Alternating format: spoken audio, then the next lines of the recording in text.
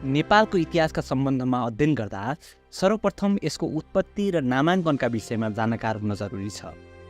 पृथ्वीनारायण शाहद्वारा नेपालको एकीकरण हुनुपूर्व नेपाल भन्नाले काठमाडौँ उपत्यकालाई मात्र बुझिन्थ्यो।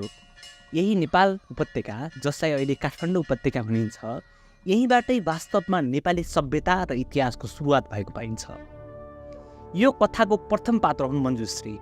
ठुलो दहको रूपमा रहेको नागदहलाई काटेर पानी फालेपछि उक्त स्थानमा बिस्तारै मानव बस्ती बस्न योग्य भयो र त्यो ताल काटेका व्यक्ति थिए मञ्जुश्री।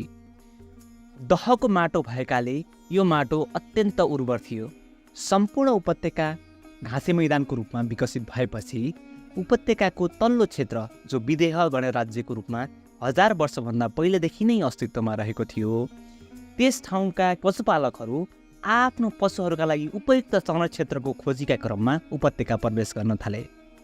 बागमतीको किनारमा रहेको एउटा ढुङ्गामाथि बहुरी नाम गरेकी गाईले सधैँ दुध चढाएको घटना देख्दा गोपाल सरदारले त्यस ढुङ्गालाई उत्खनन गर्न खोज्दा एउटा अलौकिक प्रकाश उत्पन्न भयो र सरदार त्यहाँ भस्म भए।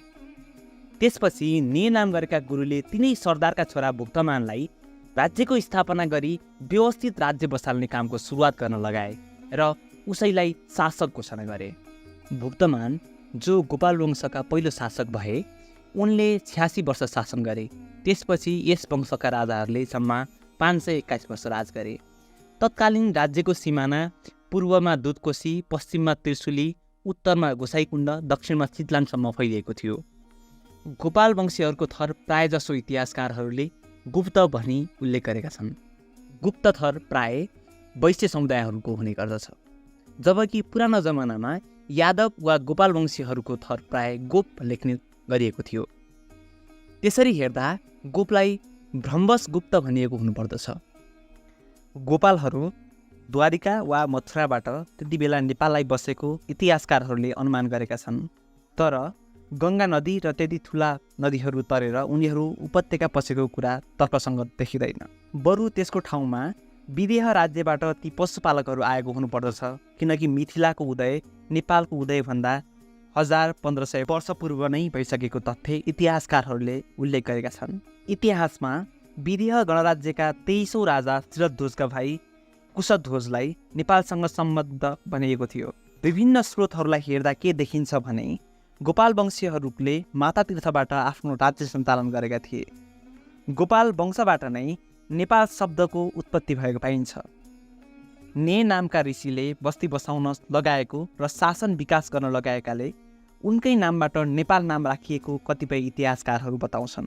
नेपाल नामको उत्पत्तिका सम्बन्धमा कुनै प्रष्ट प्रमाण नभए पनि सर्वप्रथम ईसापूर्वको 6औं शताब्दीमा रचना गरिएको अथर्व परिरिष्टमा पहिलोपटक नेपालको नाम उल्लेख गरिएको पाइन्छ। त्यस्तै कौटिल्यको अर्थशास्त्रमा नेपालमा बुनेका 8 पाटे राडीको उल्लेख गरिएको छ। हुयानसाङको यात्रा वृत्तान्तमा नेपाल शब्दको प्रयोग गर्दै जाँदा निपोलो लेखेका छन्। यहाँ फलफुल प्रशस्त हुन्छ, यहाँका राजा क्षेत्रीय हुन्छन् र उनीहरूलाई लिच्छवी भन्दछन् भनी उल्लेख गरेको पाइन्छ। केही बेर नेपाल नामको विषयमा कुरा गरौँ। नेपाल नाम यही कारणले नै रहेको भन्ने स्पष्ट प्रमाण नभेटिए पनि विभिन्न इतिहासकार अनुसार यसको फरक फरक परिभाषा पाइन्छ। तिब्बती भाषामा नेको अर्थ उन र पालको अर्थ घर हुने भएकाले उनको घर भन्ने अर्थमा यसको नाम नेपाल भएको कतिपय इतिहासकारहरू बताउँछन्। कतिपयका अनुसार नेवारी भाषामा नेको अर्थ मध्य र पाको अर्थ देश भन्ने हुन्छ। मध्य पर्वतीय क्षेत्रमा 4 भन्ज्याङभित्र अवस्थित यस देशको नाम नेपा रहन गएको र अन्त्यमा नेपा प्लस आलय गरेर नेपाल भएको भनेर कतिपय इतिहासकारहरू भन्दछन्। संस्कृत भाषामा निपको अर्थ पहाडको फेदी र आलयको अर्थ घर हुने भएकोले निप प्लस आलय नामक 2 शब्द मिलेर नेपालय हुँदै नेपाल भएको तर्क कतिपय इतिहासकारहरूको छ। नेपालको शासन सञ्चालनको सम्बन्धमा गोपाल वंशीहरूको शासनकालपछि महिषपाल वंश, जसलाई अहिर वंश भनिन्छ, उनीहरूको शासन सुरुवात भएको मानिन्छ। गोपाल वंशका अन्तिम राजा भूमिगुप्तको सन्तान नभएपछि त्यही भैँसी पालेर बस्ने महिषपालहरूको हातमा नेपालको सत्ता आइपुगेको कतिपय इतिहासकारहरूले व्याख्या गरेका छन्। कतिपय इतिहासकारहरूले नेपालको सिम्रौनगढ भैँसी पालन गरी बस्ने महिषपालहरू जसले हात हतियारसहित भैँसी पालन गरेर बस्थे, उनीहरूले काठमाडौँमा आक्रमण गरेर राज्य सञ्चालन गरेको भन्ने विषय पनि कतिपय इतिहासका पुस्तकहरू पाइन्छन्। कर्कप्याट्रिकको वंशावलीमा महिष र गोपालका सन्तान राजपूत जातिका मूल सिंहले सिमरौटगढ र जनकपुर देशका सेनाको नेतृत्व गरी नेपालमाथि आक्रमण गरी विजय प्राप्त गरेका थिए भन्ने कुरा उल्लेख गरिएको पाइन्छ। राइट वंशावलीले हिन्दुस्तानको मैदानबाट महिषपालहरूको उपत्यका आगमन भएको कुरा उल्लेख गरेका छन्। कसैले गोपाल र महिषपाल एकै जातिका र वंशका मानिसहरू थिए भनेर व्याख्या विश्लेषण गरेका छन्। तत्कालीन समयमा कुनै सङ्गठित राजनीतिक परिपाटी नभएकाले एउटै वंशका पृथक पृथक पेसामा संलग्न वर्गहरूका बीचमा शासनका लागि भएको झैझगडा एवं कलहलाई नै दुई वंश मानिएको अनुमान पनि गरिएको छ।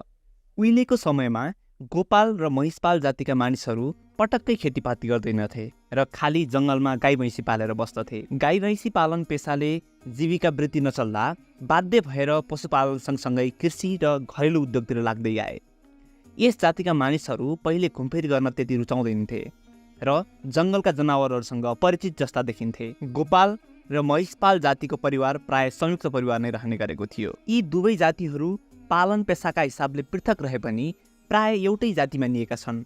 खाली गाई पाल्ने समूहलाई गोपाल र भैँसी पाल्ने समूहलाई महिषपाल भनिएको विलियम कर्कप्याट्रिकका अनुसार दुवै अवीर वंशका मानिन्छन्। निष्कर्षका रूपमा के भन्न सकिन्छ भने महिषपाल वंशका अन्तिम शासक भुवन सिंहको राज्यकालमा पूर्वतिरबाट किरातहरू आई महिषपालहरूलाई युद्धमा पराजित गरी किरात राजवंशको जग बसाइएको थियो।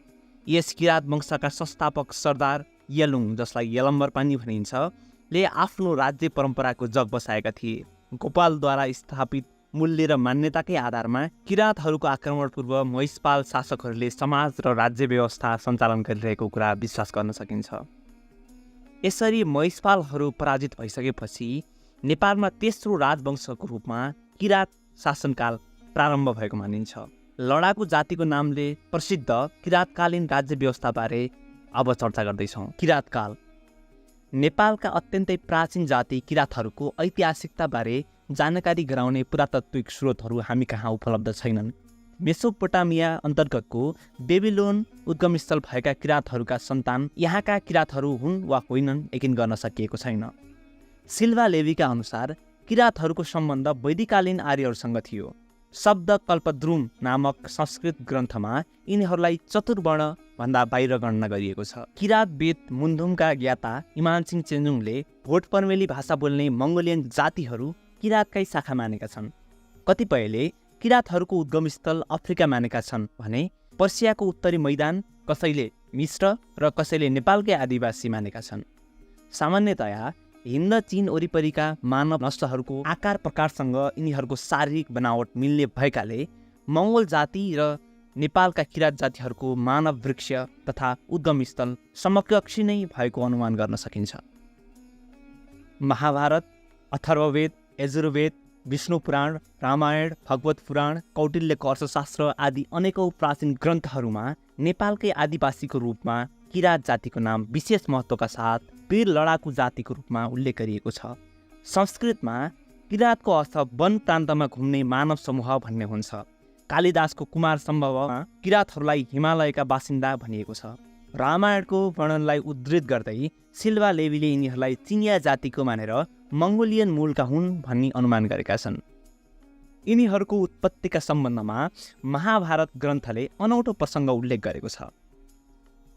यस अनुसार गान्धीका छोरा विश्वामित्र ऋषिले वरिष्ठ ऋषिका नन्दिनी गाई जबरजस्ती खोसेर लैजान लाग्दा नन्दिनी गाईको शरीरबाट किरात जातिहरू निस्किएर उनको रक्षा गरेका थिए। त्यसैले यस जातिलाई प्राचीन कालदेखि वीर जङ्गली तथा गुरिल्ला युद्धमा निपुण जातिका रूपमा वर्णन गरिएको छ। ऋग्वेदमा यी जातिहरू किरात वेद मुन्धुमको मन्त्र उच्चारण गरी युद्धमा जादुको प्रयोग गर्दथे भनेर उल्लेख गरिएको छ। तत्कालीन समयमा पितृसत्तात्मक समाजको स्थापना भइसके पनि किरात महिलाहरू पुरुष सरह युद्धमा भाग लिन्थे। किरातहरूको पारम्परिक धर्मग्रन्थ मुन्धुम अनुसार मुनाफेन हाङ नामक तिब्बत राजा चीनको सिचुवाङबाट तिब्बत आएको प्रसङ्ग पाइन्छ। गोपाल वंशावलीमा 32 जना किरात शासकहरूले 1701 वर्ष शासन गरेको कुरा उल्लेख गरिएको छ भने भाषा वंशावलीमा 28 जना राजाहरूले 1741 वर्ष शासन गरेको कुरा भेटिन्छ। त्यस्तै ककप्याट्रिकको वंशावलीले 27 जना राजाहरूले 1630 वर्षसम्म शासन गरेको कुरा उल्लेख गरिएको छ। राइट र भाषा वंशावली अनुसार गोकर्णको जङ्गलमा किरात राज्यको राजधानी रहेको थियो। राइटले 28औं राजा पटुकको समयमा सोमवंशी राजपूतहरूले पश्चिमतर्फबाट किरातहरूको दरबारमाथि आक्रमण गरी विजय प्राप्त गरेका थिए। त्यसपछि किरातहरू गोकर्णदेखि 4 कोस दक्षिणतर्फ शङ्खमूल तीर्थमा नयाँ दरबार निर्माण गरी बसे भन्ने कुरा उल्लेख गरेका छन्। प्रथम किरात राजा यलम्बरको समयमा किरातेश्वरको उत्पत्ति भएको प्रसङ्ग पाइन्छ। यस प्रसङ्गमा महाभारतकालीन अर्जुन र किरातेश्वरको युद्ध र अर्जुनलाई वर प्राप्त भएको आख्यान भेटिन्छ। भाषा वंशावलीको आख्यानका अलावा राइट वंशावलीले भने 6औं किराती राजा हुमतीको पालामा अर्जुनको किरातेश्वर महादेवसँग युद्ध भई धनुर्धारी अर्जुनको युद्धकला र क्षमता देखेर महादेव स्तब्ध भएको वर्णन पाइन्छ। दोस्रो किरात राजा पविको शासनकालमा द्वापर युगको अन्त्य भई कलियुगको आरम्भ भएको उल्लेख गरिएको छ। महाभारत युद्धको व्याख्या गर्दै राइट वंशावलीले 7औं किरात राजा जितेगस्तीको पालामा महाभारतको युद्ध भएको भनी उल्लेख गरिएको छ।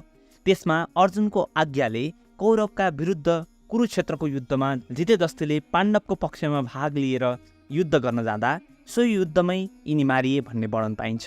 जितेदस्तीकै समयमा गौतम बुद्ध नेपाल आगमन भएको वर्णन गरिए तापनि वास्तवमै गौतम बुद्ध स्वयं नेपाल नआएर उनका चेला आनन्द आएका थिए।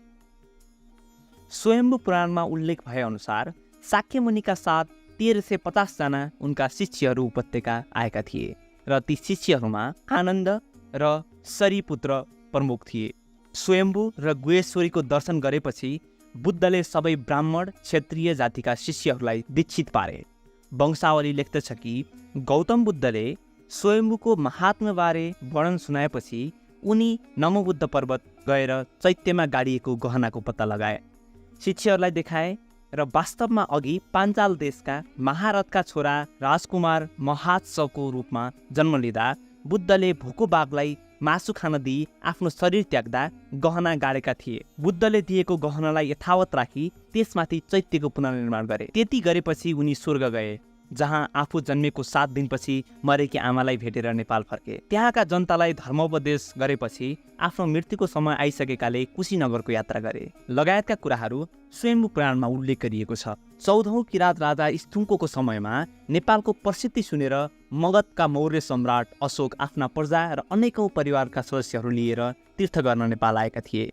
उनले स्वयम्भू, गुहेश्वरी र 8 चैत्यसहित अनेकौं तीर्थस्थलहरूको दर्शन गरेर अनेकौं नदी एवं जलाशयमा स्नान गरे। उनले उपत्यकामा थुप्रै चैत्यहरूको निर्माण गरेका थिए। सम्राट अशोकले यहाँका देवपाल नामका एक क्षत्रिय राजकुमारसँग आफ्नी छोरी चारुमतीको विवाह पनि गरिदिए। 28औं राजा पटुकको पालामा सोमवंशी राजपूतहरूले आक्रमण गरे। राजधानी सार्न बाध्य भए पनि राज्य भने गुमाएका थिएनन्। यिनका छोरा गस्ती सोमवंशी शासकहरूबाट पराजित भएको कुरा उल्लेख गरिएको छ। सूर्यवंशीहरूसँगको युद्धका क्रममा हालको च्यासल टोलमा 800 जना किरातीहरू मारिएका थिए। पाटनमा प्रचलित किम्वदन्ती अनुसार किरातहरूको पतनको प्रमुख कारण जनविद्रोह थियो। किरात शासन कठोर भएका हुँदा सामान्य जनताको प्राण सुरक्षित रहेन। आचार्य जनमित्रको 6औं शताब्दी ईसापूर्वमा रचित मूल सर्वास्त्रीवाद विनयमा लेखिए अनुसार भारतबाट व्यापारीहरूका साथ बौद्ध भिक्षुहरू उपत्यका प्रवेश गरेको वर्णन गरिएको छ। यसका